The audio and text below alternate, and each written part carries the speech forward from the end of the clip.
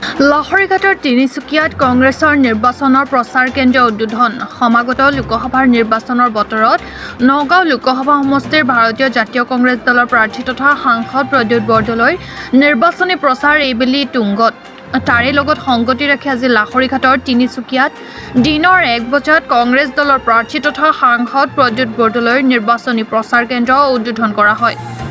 কেন্দ্ৰটিৰ ৰঙা ফিটা কাটি শুভ উদ্বোধন কৰে লাহৰীঘাট সমষ্টিৰ বিধায়ক ডক্টৰ আসিফ মহম্মদ নাজাৰে।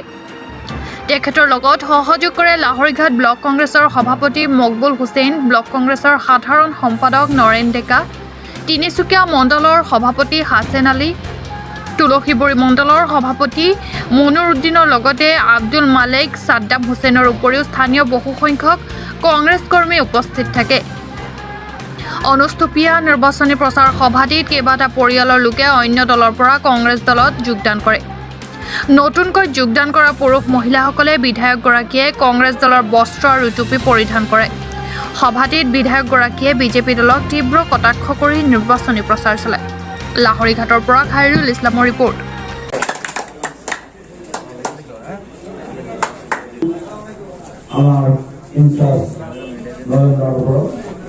এতিয়া আমি অনুরোধ করি আমার লাহরিঘাট সমষ্টির বিধায়ক বিধায়ক কথা আমার ইনচার্জ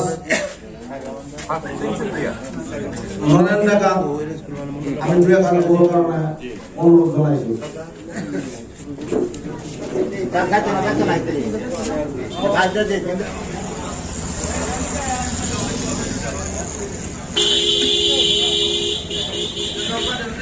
তিনিচুকীয়া মেজৰত ভাৰতীয় জাতীয়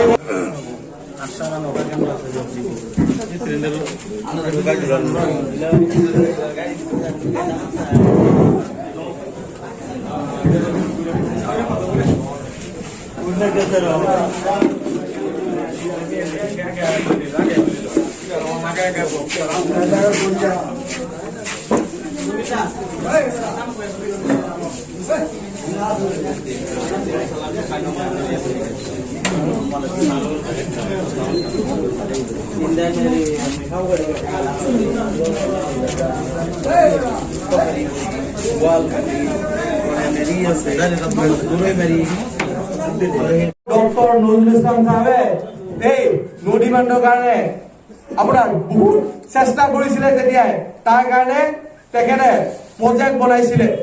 এই প্ৰজেক্টটো আছিলে আগতে ব্ৰহ্মপুত্ৰ বৰ্ডৰ আণ্ডাৰত। আপোনালোকে যদি আমাৰ সংবাদ মাধ্যমৰ ভাই বন্ধুসকলো আছে ইয়াতে, তেখেতসকলৰ ওচৰতে যদি খুচৰি বিচাৰে পুৰণা কাগজবোৰ ওলাই যাব। এইটো আছিলে মোৰ দেউতাই যেতিয়া প্ৰজেক্ট বনাইছিলে, এইটো আছিলে ব্ৰহ্মপুত্ৰ বৰ্ডৰ আণ্ডাৰত। তাৰপিছত মই MLA হোৱাৰ পিছত যদি আপোনালোকে মোৰ ফেচবুকত চাই, এইটো মই NOC ওলাইছো ব্ৰহ্মপুত্ৰ বৰ্ডত গৈ নিজে দিনে ৰাতিয়ে কষ্ট কৰি পেলাই এই ব্ৰহ্মপুত্ৰ বৰ্ডৰ পৰা মই ADP প্ৰজেক্ট বনাইছো। সেই ADP প্ৰজেক্টৰ NOC মই ওলাই দিছো। আজি NOC নোলালে ইমান টকা এই আমাৰ অঞ্চলত নাহে। কাৰণ বিজেপিয়ে সদায় কয় য'ত আমাৰ ভোট নাই তাত আমি কেতিয়াও কাম নকৰো, কয় না নাই? আজি ডাঙৰ যিটো সমষ্টি চাব ৰাস্তা, তাত আপোনাৰ যি য'ত ভোট নাপায় তাত কামেই নকৰে। এতিয়া আমাৰ ইয়াত ভোটেই পোৱা নাই, কাম কৰিলে নেকি? কেতিয়াও কাম নকৰিলে হয়। এইবোৰ চব মই কৰি আনিছো। গতিকে ৰাইজ এই কথা আপোনালোকে বুজি পাব আৰু আগন্তুক দিনত যি ভয়াৱহ পৰিস্থিতি NRC, এই কথা এটা চিন্তা কৰিব। ইয়াৰ লগতে আৰু এটা কথা আছে, UCC ইউনিফৰ্ম চিভিল কোড, এইটো শুনিছে নে নাই? কেইদিনমান আগতে যে এই আপোনাৰ 3 তালাকৰ কথা যে চলি আছিলে, শুনিছে নে নাই? এই UCCৰ অৰ্থ কি জানে?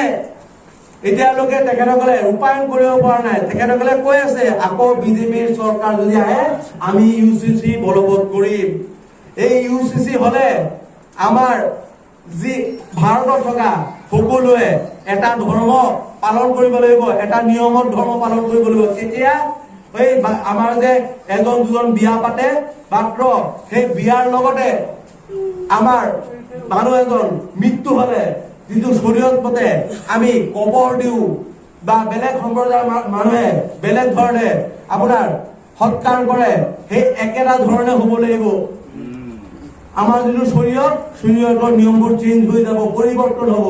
2024 চনৰ অহা 26 এপ্ৰিল তাৰিখে আমাৰ নগাঁও লোকসভা সমষ্টিৰ ভোট হ'ব আৰু সেই উপলক্ষে আমি ভাৰতীয় জাতীয় কংগ্ৰেছ দলৰ তৰফৰ পৰা আমি যাতে আমাৰ এই তিনিচুকীয়া আৰু মহমৰা গাঁও পঞ্চায়তত আমি সঠিকভাৱে বহলভাৱে যাতে আমি প্ৰচাৰ চলাব পাৰোঁ সেইকাৰণে আজি আমি এই কাৰ্যালয়টো উদ্বোধন কৰিছোঁ আৰু এই সুযোগতে মই দুয়োটা পঞ্চায়তৰ সকলো কংগ্ৰেছ প্ৰেমী ৰাইজক বিনম্ৰভাৱে অনুৰোধ জনাম যে তেখেতসকলে আজিৰ পৰাই আৰু কেইটা দিন আছে অহা 26 তাৰিখে যিহেতুকে ভোট হ'ব আজিৰ পৰাই তেখেতসকলে যেন নিজৰ নিজৰ গাঁও পঞ্চায়তৰ নিজৰ নিজৰ ৱাৰ্ডত তেখেতসকলে দলে বলে সকলোৱে গৈ যাতে প্ৰচাৰ তুংগত উঠায় তাৰ বাবে মই